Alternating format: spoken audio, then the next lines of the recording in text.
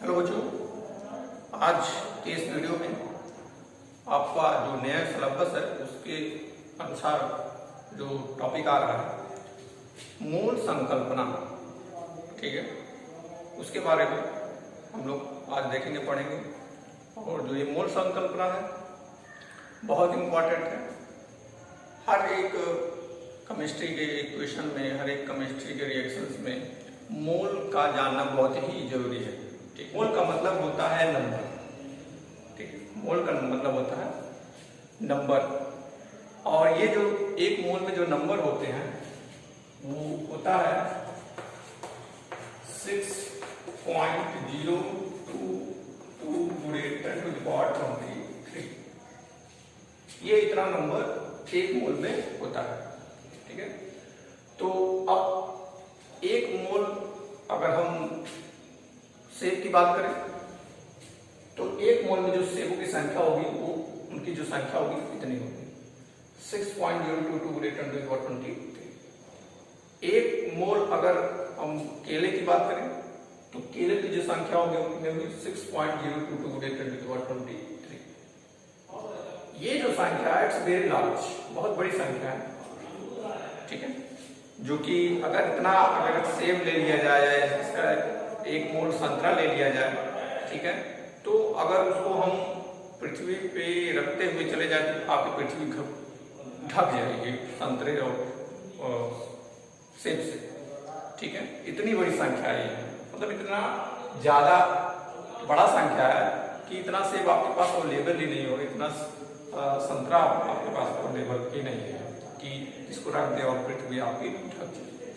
तो मेरा कहने का सिर्फ और सिर्फ ये है उद्देश्य है कि ये जो संख्या है, एक मोल बराबर जो संख्या आपको लिखी गई है बहुत बड़ी संख्या है। ठीक है, तो अगर एक मोल परमाणु की बात करेंगे, कोई भी परमाणु, चाहे कार्बन का परमाणु हो, चाहे हाइड्रोजन का परमाणु, चाहे ऑक्सीजन का परमाणु हो, तो एक मोल अगर कार्बन में एक मोल कार्बन एटम, कार्बन परमाणु की बात करें, एक मोल कार्बन परमाणु, तो एक मोल कार्बन परमाणु में कार्बन के परमाणु की जो संख्या होगी वो कितनी होगी? 6.022 × 10⁻23 परमाणु। ये इतनी संख्या होगी। ऑक्सीजन की बात करें तो एक मोल ऑक्सीजन परमाणु में जो संख्या होगी वो संख्या के बराबर। तो कोई भी चीज अगर एक मोल लेते हैं, क्योंकि केमिस्ट्री में हम लोग जनरली रूप से परमाणु, अणु और आयन की बात करते हैं, ठीक है, या इन तीनों को मिला देंगे तो कण हो जाएगा, तो हम लोग कण की बात करेंगे।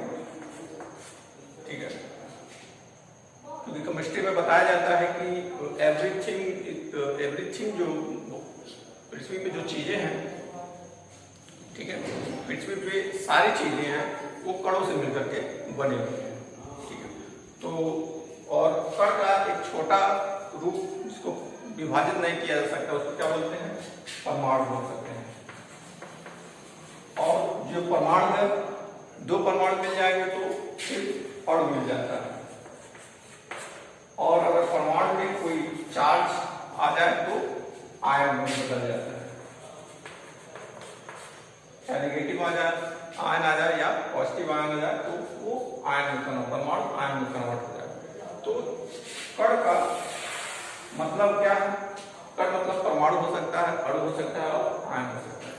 ठीक है, और एक मोल कण की बात करें तो कितने कणों की संख्या हो जाएगी? 6.022 × 10⁻23 कण हो जाएगा।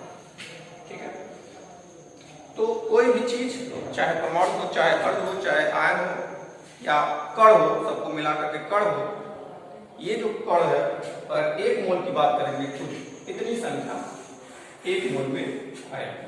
ठीक है, तो मेरे ख्याल से मोल आपको समझ में आया होगा। अब थोड़ा सा और कुछ बेसिक चीजें हैं उसको भी जानना जरूरी है। ठीक है, जैसे अगर हम कहें कि कार्बन का परमाणु द्रव्यमान कितना है, तो आप जनरली रूप से जानते होंगे कार्बन का जो परमाणु द्रव्यमान होता है या परमाणु भार जो उसको बोलते हैं, ठीक है। तो कार्बन का जो परमाणु भार होता है वो 12 होता है, ठीक है, ये सब लोग जानते हैं। तो कार्बन का परमाणु भार या परमाणु द्रव्यमान कितना होता है? 12 MU होता है, 12 MU होता है। MU का मतलब है एटॉमिक मास यूनिट, ठीक है। और ये 12 कहां से आया है संख्या? ये आया है कार्बन के इलेक्ट्रॉन, प्रोटॉन और न्यूट्रॉन से, क्योंकि कार्बन के अंदर क्या है? कार्बन के अंदर इलेक्ट्रॉन है, प्रोटॉन है और न्यूट्रॉन है। इन्हीं तीनों का जो मास होता है, ठीक है।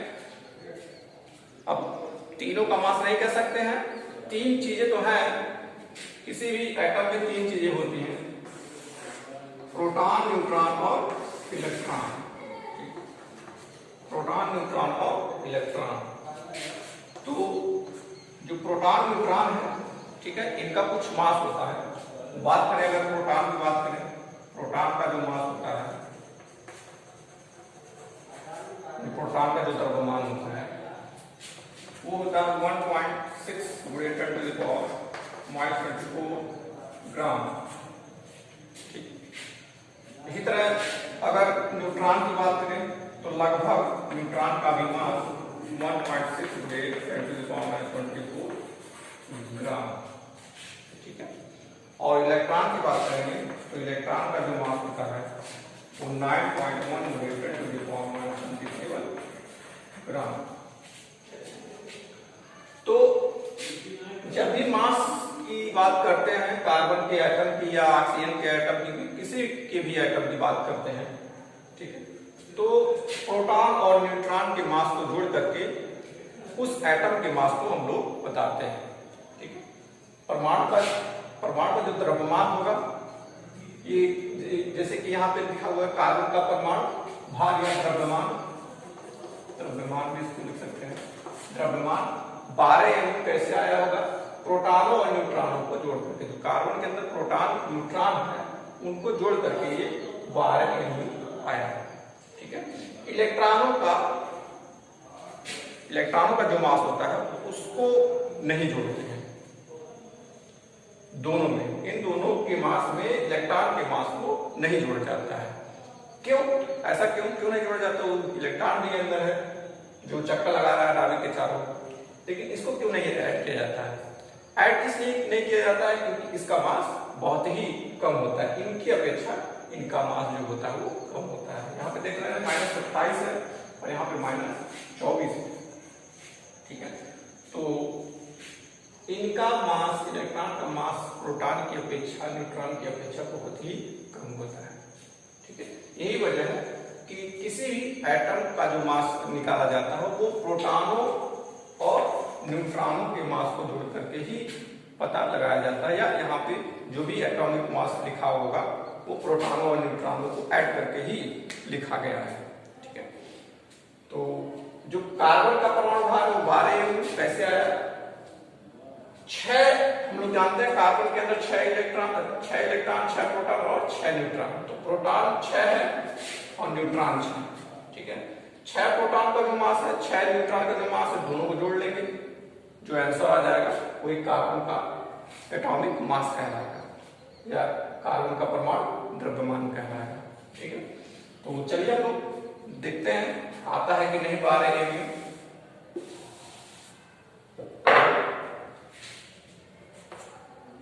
6 प्रोटॉन प्लस 6 न्यूट्रॉन, ठीक है।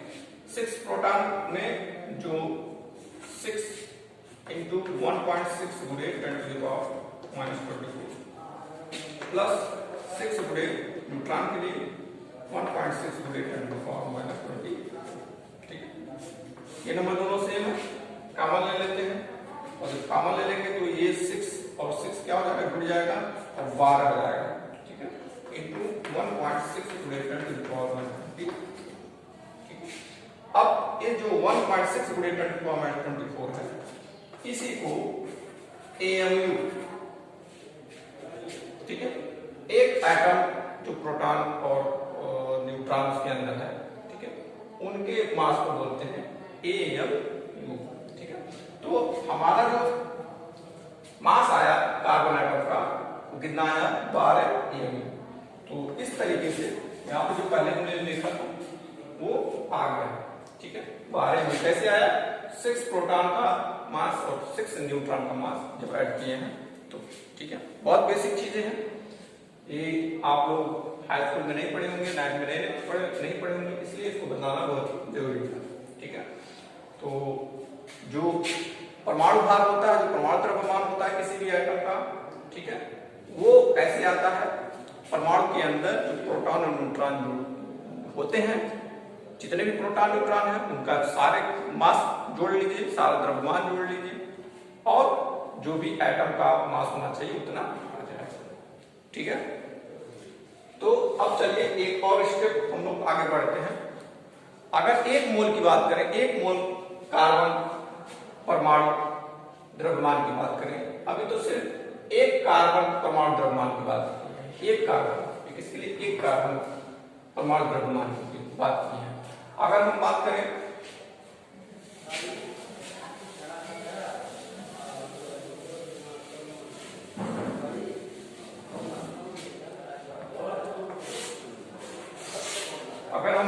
एक मोल कार्बन परमाणु, 1 मोल कार्बन परमाणु द्रव्यमान की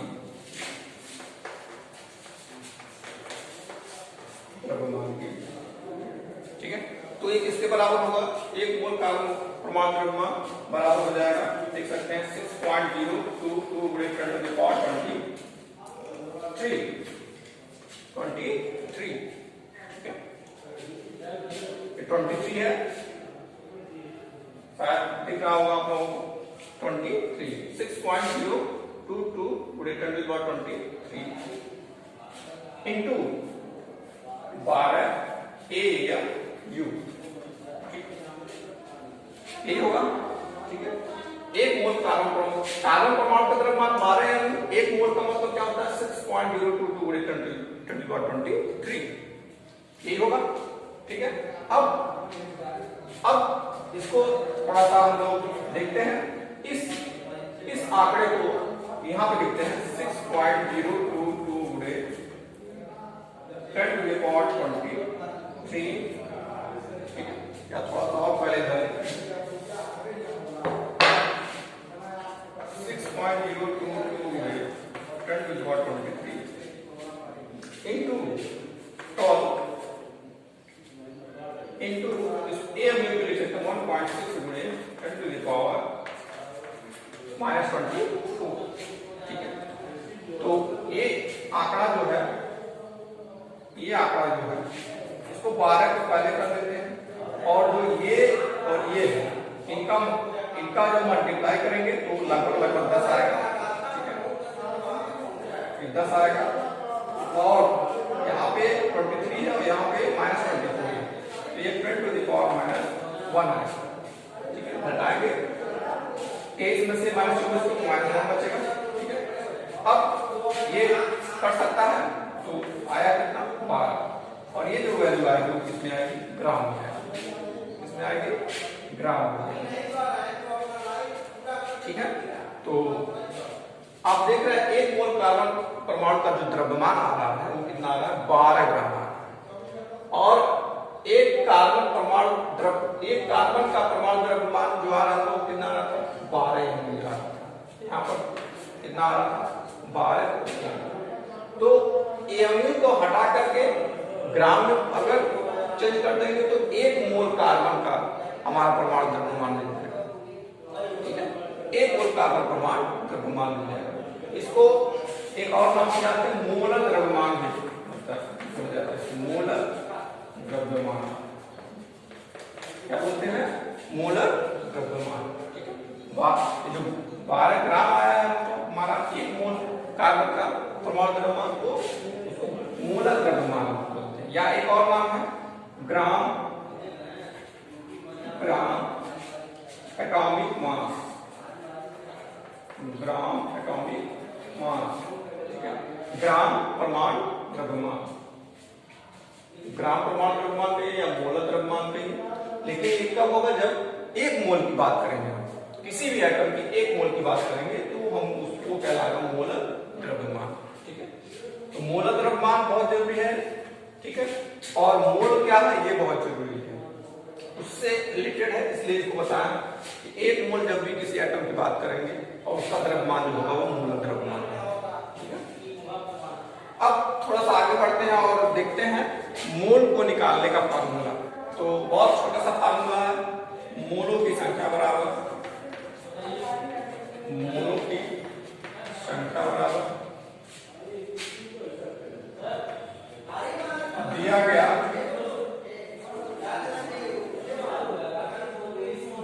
ग्राम में भार बटे मोलर द्रव्यमान, मोलर द्रव्यमान। आप एक और चीज लिख सकते हैं, आप लिख करके परमाणु द्रव्यमान भी, परमाणु द्रव्यमान, परमाणु द्रव्यमान भी लिख सकते हैं।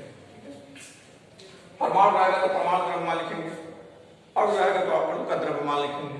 ठीक है, आयन रहेगा तो आयन का द्रव्यमान लिखेंगे। तो ठीक है, ये फार्मूला है, मोलों की संख्या बराबर दिया गया ग्राम में भार बटे मोलर द्रव्यमान। चलिए क्वेश्चन देखते हैं, और क्वेश्चन क्या कह रहा है, कहा जाए अगर 24 ग्राम कार्बन में मोलों की संख्या बताइए, संख्या बताइए। क्या कहा जा रहा है, 24 ग्राम कार्बन में मोलों की संख्या बताइए। क्या करना है, फार्मूले का अप्लाई करना है, मोलों की संख्या निकालना, तो मोलों की संख्या बराबर मोलों की संख्या बराबर दिया गया ग्राम में भार, कितना ग्राम में भार दिया है 24। ठीक है, और मोलर द्रव्यमान कितना है, मोलर द्रव्यमान जो हमारा परमाणु द्रव्यमान होता है वही होता है, मतलब कि 12। ठीक है, अभी इससे पहले कार्बन का मोलर द्रव्यमान और परमाणु द्रव्यमान हम देखे थे, और दोनों का ही मान कितना आ रहा था, 12 ही जा रहा था। अंतर क्या है, अंतर है मोलर द्रव्यमान में एमयू का ग्राम का यूज होता है, परमाणु द्रव्यमान में एमयू का यूज होता है, संख्या वही रहती है। काटेंगे 12 गुना 24, 2। संख्या कितनी आ गई, मोलों की संख्या 2। इसका कोई मात्रक नहीं होता है। ठीक है, मोल का ये सिर्फ और सिर्फ क्या है, नंबर है, तो 2 आया इसका कार्बन के मोलों की संख्या, इसमें 24 ग्राम कार्बन में।